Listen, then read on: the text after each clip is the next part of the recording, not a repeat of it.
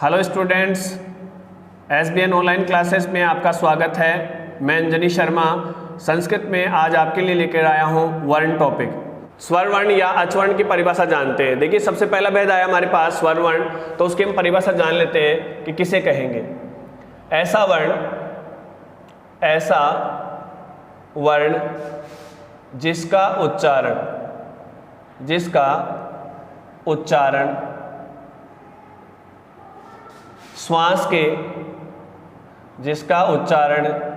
श्वास के एक झटके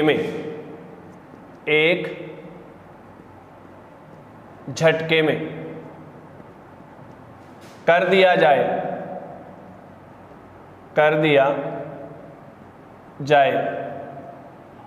तो वह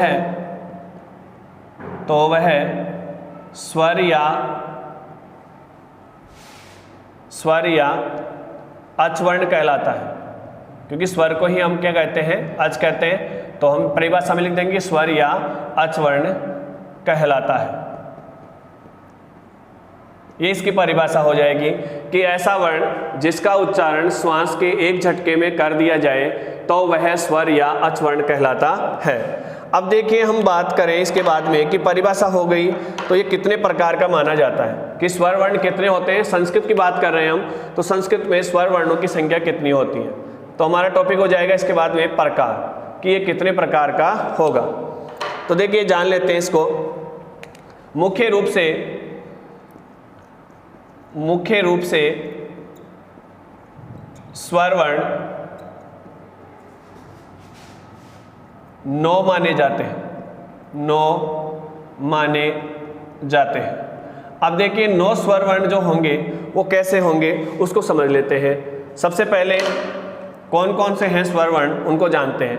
तो 9 में सबसे पहले आता है ए, उसके बाद में आता है ई, फिर उ, फिर री, उसके बाद में ली, फिर ए, फिर ओ, फिर आई, और अंत में 9 नंबर पे आ जाता है औ।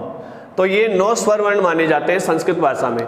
तो इनका आधार क्या है? संस्कृत की जैसे व्याकरण की अगर हम उत्पत्ति माने तो वो माहेश्वर सूत्रों से स्वर वर्णों की या व्यंजन वर्णों की उत्पत्ति हुई है।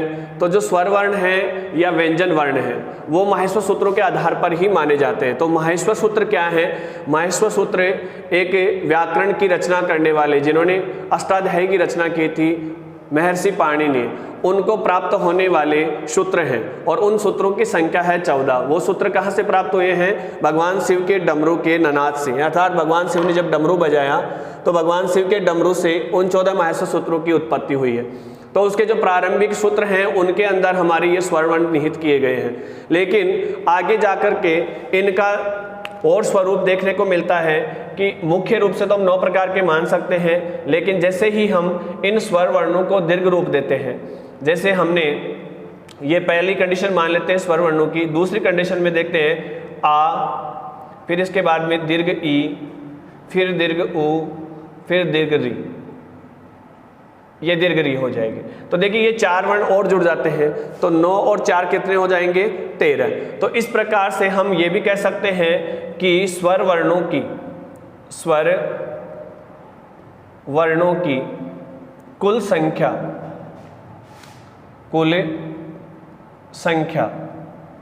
13 मानी जाती है। तो यहाँ पे हमारे पास 2 ऑप्शन आ रहे हैं। एक तो है कि मुख्य रूप से तो स्वर वर्णों की संख्या कितनी है? 9, और उनका आधार क्या है? माहेश्वर सूत्र, जो महर्षि पाणिनि को शिव से प्राप्त हुए हैं। लेकिन अगर उनमें इन प्रारंभिक 4 जो ये ह्रस्व वर्ण है, देखिए ह्रस्व और दीर्घ होते हैं, तो इन 4 वर्णों को और हम जोड़ देते हैं इसमें, तो इनकी कुल संख्या अगर मानते हैं तो कितनी मानी जाएगी? 13। और स्वर के कितने प्रकार माने जाते हैं वो भी देखते हैं कि स्वर वर्णों की कुल संख्या 13 हो जाएगी। अब इसके बाद में कि स्वर वर्ण के और अन्य कुछ भेद होते हैं, तो वो बात आती है कि स्वर वर्ण ह्रस्व, दीर्घ और फ्लुत इस आधार पे कार्य करते हैं। तो प्लुत वर्ण क्या होता है, ह्रस्व वर्ण क्या होता है, उसको भी हम समझ लेते हैं। ह्रस्व वर्ण वही होगा जिस मात्रा में, जिस वर्ण को बोलने में आपको कम समय लगता है, वह ह्रस्व वर्ण होता है। तो देखिए ए, ई, उ, री और री, ये जो वर्ण हैं वो क्या कहलाएंगे, ह्रस्व स्वर वर्ण कहलाएंगे। और इनकी संख्या कितनी हो जाती है, 5। इसके बाद में देखते हैं हम दीर्घ वर्ण। तो दीर्घ वर्णों में इनका दीर्घ करेंगे तो आ, दीर्घ ई, दीर्घ उ, दीर्घ री, इस प्रकार से। और साथ में ए, ओ, आई, औ, ये सारे जोड़ेंगे। तो आप इन वर्णों को काउंट कर सकते हैं कि देखिए यहाँ पे हमने 5, ये हो जाएंगे हमारे पास 8 वर्ण हो जाएंगे। तो इन 8 वर्णों के साथ में फिर उसके बाद में तीसरे नंबर पे आ जाता है हमारा प्लुत वर्ण। तीसरे नंबर पे कौन सा वर्ण होगा, प्लुत वर्ण। तीसरे नंबर पे प्लुत वर्ण। प्लुत वर्ण क्या होते हैं उनको समझते हैं हम कि प्लुत स्वर वर्ण क्या होते हैं। प्लुत वर्ण का तात्पर्य यही है कि जिस मात्रा को बोलने में थोड़ा लंबा समय लगे, अर्थात उसे अधिक लंबी समय तक हम उसको बोले। जैसे दीर्घ वाले जो थे हमारे पास, जैसे आ है, उसको बोलने में थोड़ा समय लग रहा है, लेकिन आ के आगे ऐसा एक चिन्ह लगाएंगे, इसका मतलब आ, इस प्रकार से इसको बोलेंगे, तो ये कौन सा वर्ण हो जाएगा, प्लुत वर्ण। ये देखिए ई के आगे भी हम ऐसा वर्ण लगा देंगे। तो इस प्रकार से आगे हम वर्णों को जोड़ते जाएंगे।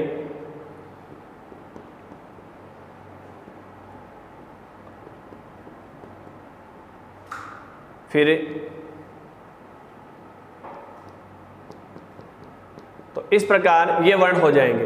तो हमारे पास के प्लुत वर्ण कौन से हैं, आ, ई, उ, ओ, इस प्रकार से लंबी ध्वनि जब हम करेंगे तो ये प्लुत वर्णों के अंदर गिने जाएंगे। दूसरे नंबर पे हमारा है व्यंजन वर्ण। व्यंजन वर्ण, व्यंजन वर्ण को हम हल वर्ण भी कहते हैं। व्यंजन वर्ण या हल वर्ण कह सकते हैं इसको। इसकी परिभाषा क्या होगी उसको जान लेते हैं कि व्यंजन वर्ण या हल वर्ण किसे कहते हैं। देखिए, ऐसा वर्ण जिसका उच्चारण बिना स्वर के नहीं किया जा सकता।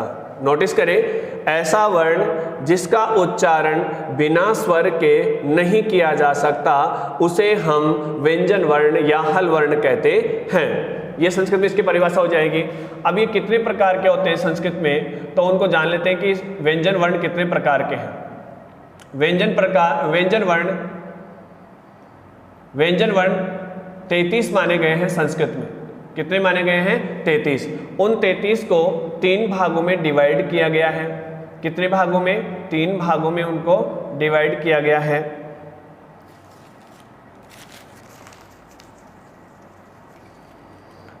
तो नंबर 1 पे आ जाता है हमारा स्पर्श वर्ण। कौन से वर्ण, स्पर्श वर्ण। इन स्पर्श वर्णों को हम समझते हैं कि स्पर्श वर्ण हम किसे कहेंगे। तो देखिए, संस्कृत में इसके लिए नियम आता है, कादयो मावसाने, कादयो मावसाने स्पर्शः, कादयो मावसाने स्पर्शः। इसका तात्पर्य क्या हुआ कि कैसे लेकर के मैं तक के अक्षरों को, कैसे लेकर के मैं तक के अक्षरों को हम स्पर्श वर्ण कहते हैं। कैसे लेकर के मैं तक के अक्षरों को हम स्पर्श वर्ण कहते हैं। अब देखिए, इन वर्णों को जब हम लिखेंगे तो इनके नीचे एक साथ चिन्ह लगाएंगे हम। ये चिन्ह क्या कहलाएगा, हलंत चिन्ह कहलाएगा। इसका तात्पर्य क्या है कि इस वर्ण में स्वर मिला हुआ नहीं है। जब इस स्वर में वर्ण मिल जाएगा तब ही हम इसका उच्चारण कर पाएंगे। और जैसा कि हमने परिभाषा में पढ़ा कि बिना स्वर के व्यंजन का उच्चारण नहीं किया जा सकता, अर्थात स्वर की सहायता की आवश्यकता हमें यहाँ पे पड़ेगी। तो यहाँ पे कैसे लेकर के मैं तक के जो अक्षर हैं उनको हम क्या कहेंगे, स्पर्श वर्ण कहेंगे। नंबर 2 पे आते हैं हमारे पास अंतस्थ वर्ण। अंतस्थ वर्ण, ये अंतस्थ वर्ण कौन से होते हैं, देखिए, य, व, र, और ल, ये अंतस्थ वर्ण कहलाते हैं। तो इन अंतस्थ वर्णों को यहाँ पे संस्कृत में यवरल हम लिखते हैं। तो ये यवरल का जो कर्म है वो संस्कृत में रहेगा, हिंदी में जब इनको लिखेंगे तो यरल, वह इस तरीके से इनको लिखा जाएगा। तो ये अंतस्थ वर्ण हो जाएंगे। उसके बाद में नंबर 3 पे आते हैं हमारे पास ऊष्म वर्ण। ऊष्म वर्ण, ऊष्म वर्णों की संख्या भी कितनी है? 4 है। कौन कौन से होते हैं ऊष्म वर्ण? श, श और है। ये 4 वर्ण होते हैं जिनको क्या कहा जाता है? ऊष्म वर्ण कहा जाता है। तो देखिए यहाँ पे स्पर्श वर्णों की संख्या हो जाएगी हमारे पास 25। कितनी होगी? 25। 4 ये मिलाएंगे और 4 ये मिलाएंगे तो 25 और 4 बनेंगे 29, 29 और 4 कितने हो जाएंगे? 33। तो इस प्रकार से ये हल वर्णों की संख्या हो जाएगी। अब हमारे पास स्थिति ये आती है कि कुछ अक्षर हम हिंदी वर्णमाला में ऐसे भी पढ़ते हैं जो यहाँ इस वर्णमाला में हमें दिखाई नहीं दे रहे हैं, और उन अक्षरों को जैसे उनमें आता है हमारे पास सबसे पहले आता है क्षय। तो क्षय जो अक्षर है वो कैसे बना है? फिर आता है त्रय, ये कैसे बना है? फिर आता है ज्ञ। तो इन वर्णों को हम कैसे विभाजित कर सकते हैं? तो इनको यहाँ पे संस्कृत में लिखने के लिए देखिए इन वर्णों को कहा जाता है संयुक्ताक्षर। क्या कहते हैं? संयुक्ताक्षर। क्योंकि ये अक्षर एक अक्षर से नहीं बल्कि 2 अक्षरों से बने हुए हैं, 2 व्यंजन यहाँ पे मिले हुए हैं। तो देखिए क्षय बनाने के लिए हमें सबसे पहले क और उसके बाद में आधा श लिखना पड़ता है। इस श को हम मूर्धन्य श कहते हैं। जैसे देखिए मैं आपको श के नामकरण बता देता हूँ। यहाँ पे हमारे पास ये श है, इसको हम तालव्य श कहते हैं। कारण है क्योंकि इसका उच्चारण जब हम करते हैं तो हमारी जिह्वा तालु को स्पर्श करती है। इस श को हम मूर्धन्य श कहते हैं। मूर्धन्य श का कारण भी यही है कि जब इसका उच्चारण किया जाता है तब हमारी जिह्वा हमारी मूर्धा को स्पर्श करती है। और इस श को हम दंत्य श कहते हैं। दंत्य श क्यों कहते हैं?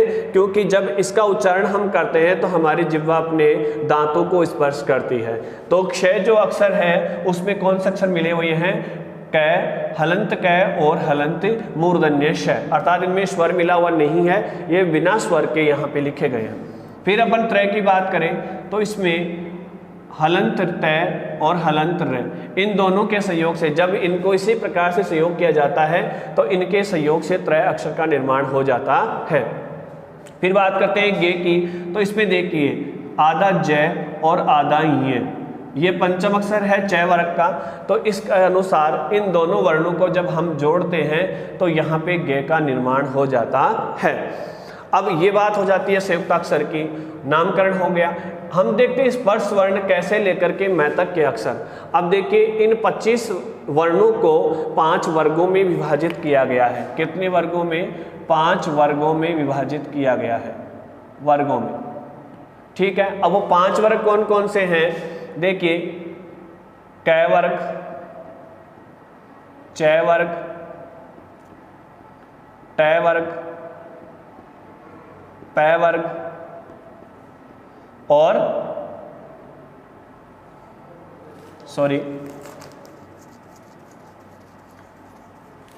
ट वर्ग, उसके बाद में त वर्ग, फिर प वर्ग। ये 5 वर्ग हैं।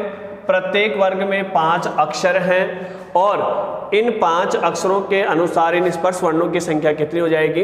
25।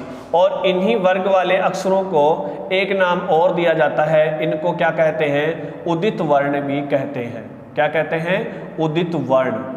इन्हीं अक्षरों को, कौन से अक्षरों को? कैसे लेकर के मै तक के जो 25 अक्षर हैं उनका नाम ही स्पर्श वर्ण है, उनका नाम ही उदित वर्ण है। और उन्हीं स्पर्श वर्णों को 5 वर्गों में विभाजित किया गया है। वर्ग हैं क वर्ग, च वर्ग, ट वर्ग, त वर्ग और प वर्ग। तो इस प्रकार से ये हमारी जो आज का हमने बिंदु स्टार्ट किया था वर्ण का वो कंप्लीट हो जाता है।